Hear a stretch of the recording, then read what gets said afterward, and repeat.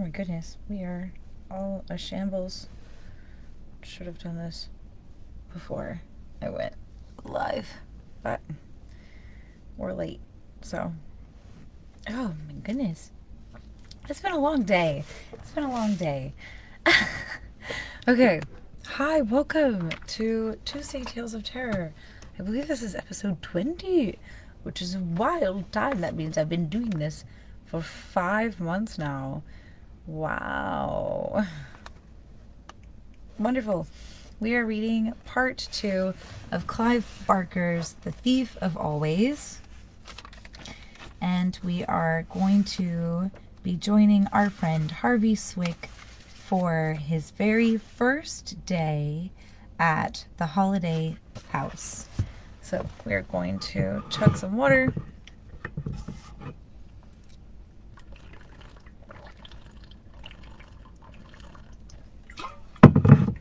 Oh yes. Ready. Chapter 4. A Death Between Seasons.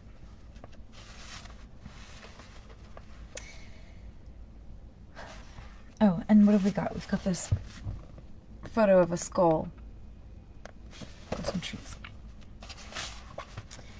The sun came to wake him soon after dawn.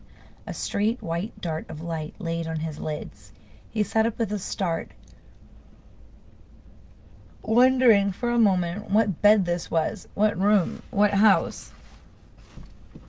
Then his memories of the previous day returned, and he realized that he'd slept through from late afternoon to early morning.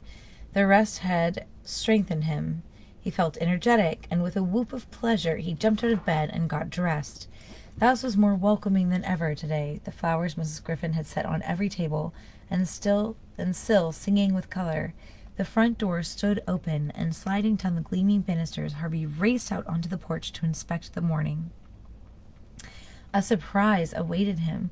The trees, which had been heavy with leaves the previous afternoon, had shed their canopies. There were new, tiny buds on every branch and twig, as though this were the first day of spring. "Another day, another dollar," said Wendell, ambling around the corner of the house. "What do you mean?" said Harvey. "It's what my father used to say all the time. Another day, another dollar. He's a banker, my dad. Wendell Hamilton II. And me, I'm Wendell Hamilton III. Hey, how'd you know?" "Lucky, I guess. I'm Harvey." "Yeah, I know. Do you like tree houses?" "I never had one." Wendell pointed up at the tallest tree. There was a platform perched up among the branches with a rudimentary house built upon it. "I've been working up there for weeks," said Wendell, "but I can't get it finished alone. You want to help me?" "Sure, but I've got to eat something first." "Go eat. I'll be around." Harvey headed back inside and found Mrs. Griffin setting out a breakfast fit for a prince. There was milk spilt on the floor and a cat with a tail hooked like a question mark lapping it up. "Clue cat?" he asked. "Yes, indeed," Mrs. Griffin said fondly. "He's the wicked one." Clue cat looked up as if he knew he was being talked about. Then he jumped up onto the table and searched among the plates of pancakes and waffles for something more to eat.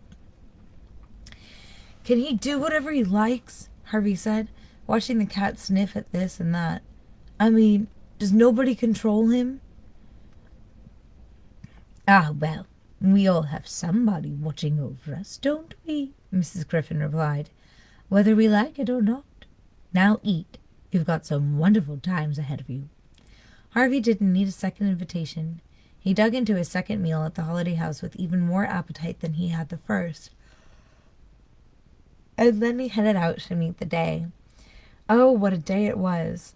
The breeze was warm and smelled of the green scent of growing things. The perfect sky was full of swooping birds.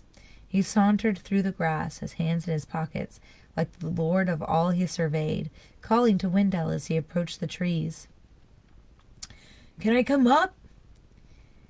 "If you've got a head for heights," Wendell dared him. The ladder creaked as he climbed up, but he made the platform without missing a step.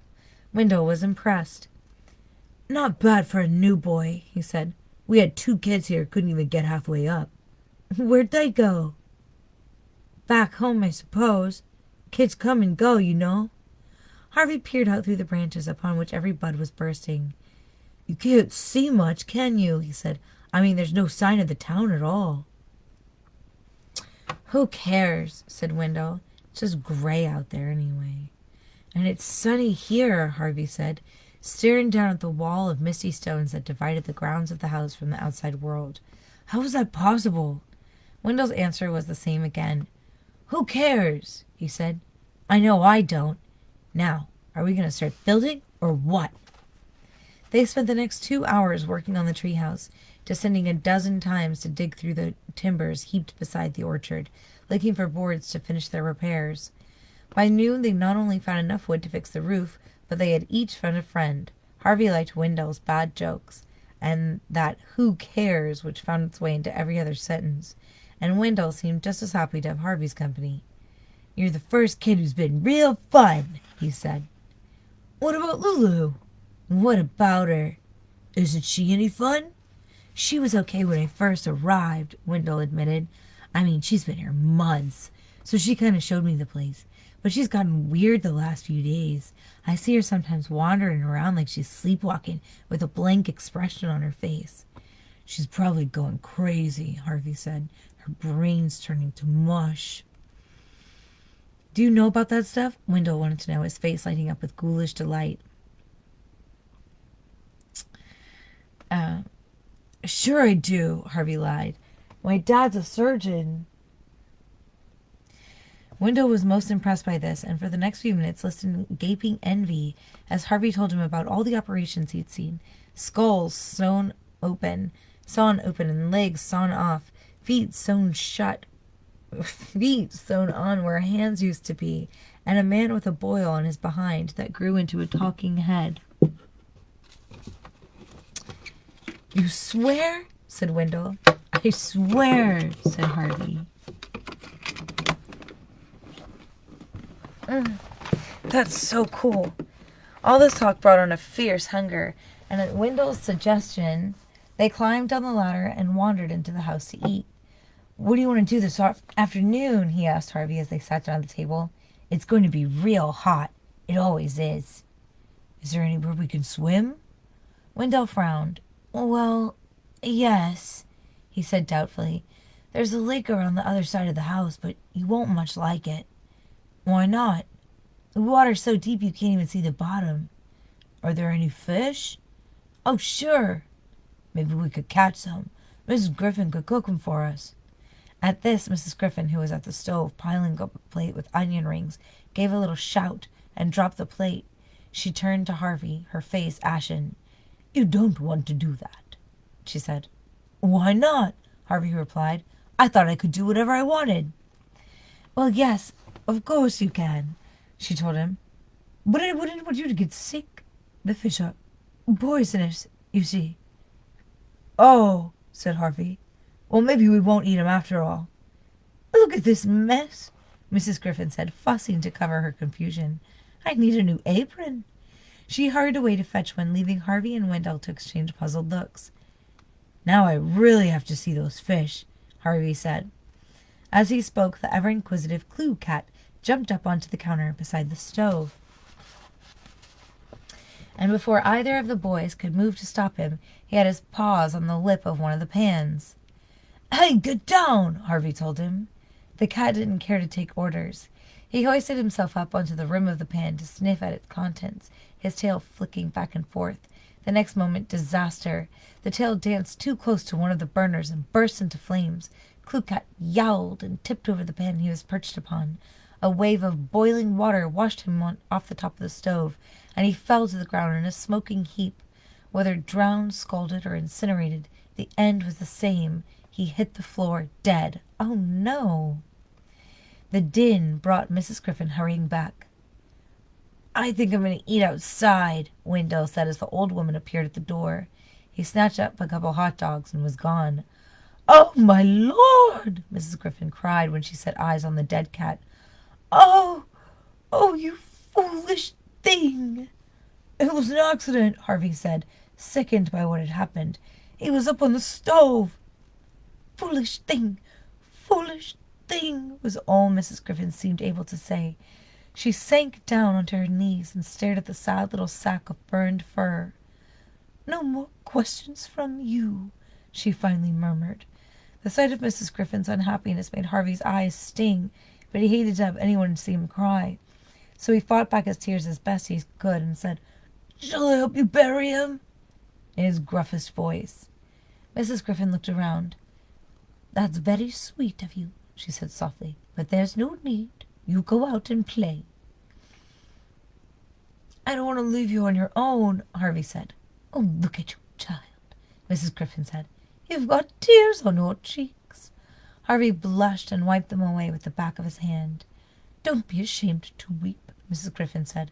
"It's a wonderful thing. I wish I could still shed a tear or two." "You're sad," Harvey said. "I can see that." "What I feel is not quite sadness," Mrs. Griffin replied.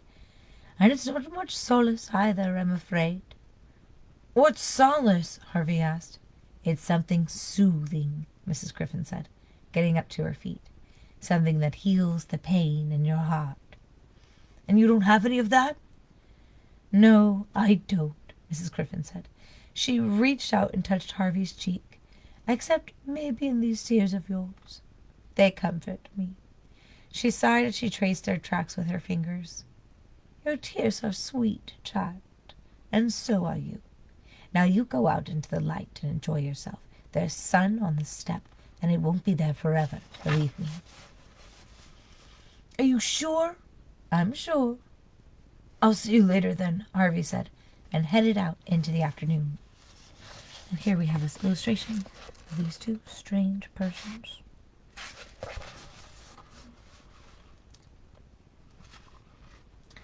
And then we have another illustration of this person by some water, some trees. Chapter 5, The Prisoners. The temperature had risen while Harvey had been at lunch. A heat haze hovered over the lawn, which was lusher and more thick with flowers than he remembered, and it made the trees around the house shiver. He headed toward them, calling Wendell's name as he went. There was no reply.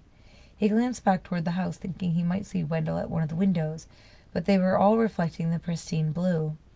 He looked from house to heavens. There was not a cloud in sight. And now a suspicion stole upon him, which grew into a certainty as his gaze wandered back to the shimmering cups and the flowers underfoot. During the hour he'd spent in the cool of the kitchen, the season had changed. Summer had come to Mr. Hood's holiday house, a summer as magical as the spring that had preceded it. That was why the sky was so faultlessly blue, and the birds making such music. The leaf-laden branches were no less content, nor the blossoms in the grass, nor the bees that buzzed from bloom to bloom, gathering the season's bounty. All were in bliss. It would not be a long season, Harvey guessed. If the spring had been over in a morning, then most likely this perfect summer would not last the afternoon. "I'd better make the most of it," he thought, and hurried in search of Wendell. He finally discovered his friend sitting in the shade of the trees with a pile of comics at his side. "Want to sit down and read?" he asked. "Maybe later," said Harvey. "First I want to go to look at this lake you were talking about. Are you going to come?" "What for? I told you it's no fun." "All right, I'll go on my own." "You won't stay long," Wendell remarked, and went back to his reading. Though Harvey had a good idea of the lake's general whereabouts, the bushes on that side of the house were thick and thorny, and it took him several minutes to find a way through them. By the time he caught sight of the lake itself, the sweat on his face and back was clammy, and his arms had been scratched and bloodied by barbs. As Wendell had predicted, the lake wasn't worth the trouble. It was large, so large that the far side was barely visible, but gloomy and drear, both the lake and the dark stones around it covered with a film of green scum. There was a legion of flies buzzing around in search of something rotten to feed on, and Harvey guessed they'd have no trouble finding a feast. This was a place where dead things belonged. He was about to leave when a movement in the shadows caught his eye. Somebody was standing further along the bank, almost eclipsed by the mesh of a thicket. He moved a few paces closer to the lake and saw that it was Lulu. She was perched on the slimy stones at the very edge of the water, gazing into their depths. Speaking in a near whisper for fear he'd startle her, Harvey said, "It looks cold." She glanced up at him. her face full of confusion, and then, without a word of reply, turned and bounded away through the bushes. "Wait!" Harvey called, hurrying toward the lake. Lulu had already disappeared, however, leaving the thicket shaking. He might have gone in pursuit of her, but the sound of bubbles breaking in the lake took his gaze to the waters, and there, moving just below the coating of scum, he saw the fish. They were almost as large as he was, their gray scales stained and encrusted, their bulbous eyes turned up toward the surface like the eyes of prisoners in a watery pit. They were watching him, he was certain of that, and their scrutiny made him shudder. Were they hungry, he wondered, and praying to their fishy gods that he'd slipped on the stones and tumble in? Or were they wishing he'd come with a rod and a line so they could be hauled from the depths and put out of their misery? What a life, he thought. No sun to warm them, no flowers to sniff at or games to play, just the deep, dark waters to circle in, and circle, and circle, and circle. It made him dizzy just watching, and he feared that if he lingered much longer, he'd lose his balance and join them. Gasping with relief, he turned his back on the sight and returned into the sunlight as fast as the barbs would allow. Wendell was still sitting underneath the tree. He had 2 bottles of ice-cold soda in the grass beside him, and lobbed one to Harvey as he approached. "Well?" he said. "You were right," Harvey replied. "Nobody in their right minds ever goes there." "I saw Lulu." "What did I tell you?" Wendell crowed. "Nobody in their right minds." "And those fish." "Yeah, I know," Wendell said, pulling a face. "Ugly boogers, aren't they?" "Why would Mr. Hood have fish like that? I mean, everything else is so beautiful. The lawns, the house, the orchard." "Who cares?" said Wendell. "I do," said Harvey. "I want to know everything there is to know about this place." "Why?" "So I can tell my mom and dad about it when I go home." "Home?" said Wendell. "Who needs it? We've got everything we need here." "I'd still like to know how all this works. Is there some kind of machine making the seasons change?" Wendell pointed up through the branches at the sun. "Does that look mechanical to you?" he said. "Don't be a dope, Harvey. This is all real. It's magic, but it's real." "You think so?" "It's too hot to think," Wendell replied. "Now sit down and shut up." He tossed it a few comics in Harvey's direction. "Look through these. Find yourself a monster for tonight." "What's happening tonight?"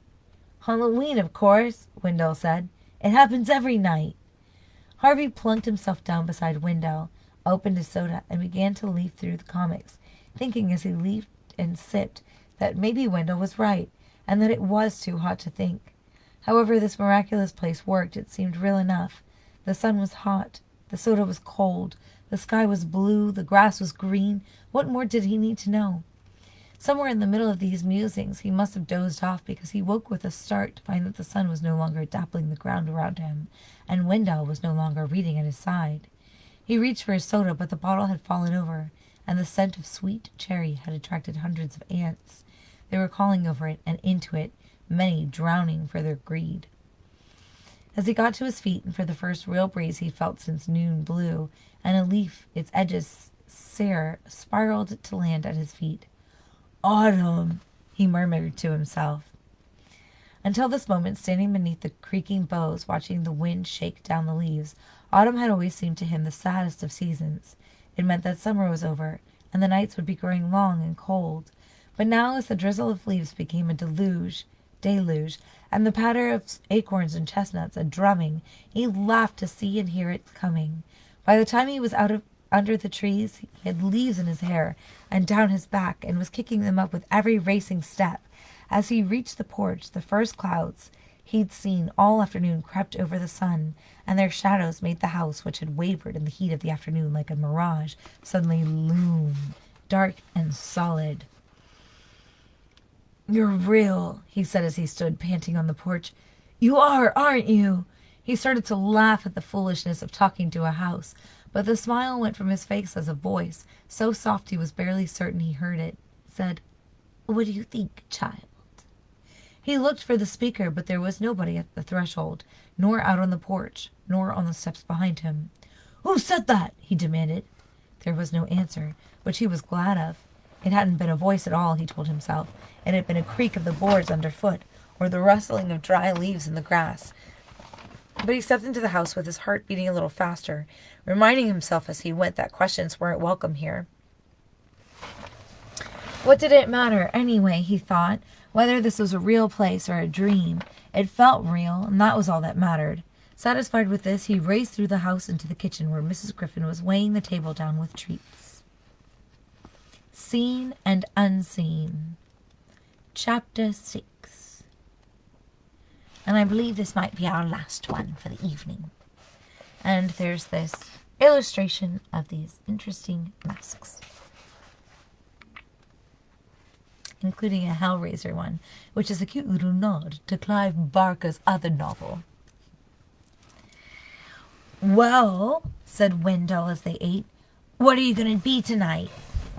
I don't know, Harvey said. What are you going to be? A hangman, he said with a spaghetti grin. I've been learning how to tie nooses. Now all I've got to do is find someone to hang. He eyed Mrs. Griffin. It's quick, he said. You just drop 'em and snap, their necks break. That's horrible, Mrs. Griffin said. Why do boys always love talking about ghosts and murders and hangings? Because it's exciting, Wendell said. You're monsters, she replied with a hint of a smile. That's what you are, monsters. Harvey is, Wendell said. I've seen him filing down his teeth. Is it a full moon? Harvey said, smearing ketchup around his mouth and putting on a twitch. I hope so. I need blood. Fresh blood. Good, said Wendell. You can be a vampire. I'll hang 'em, and you can suck their blood. Horrible, Mrs. Griffin said again. Just horrible. Perhaps the house had heard Harvey wishing for a full moon, because when he and Wendell traipsed upstairs and looked out the landing window, there, hanging between the bare branches of the trees, was a moon as wide and as white as a dead man's smile. Look at it, Harvey said. I can see every crater. It's perfect.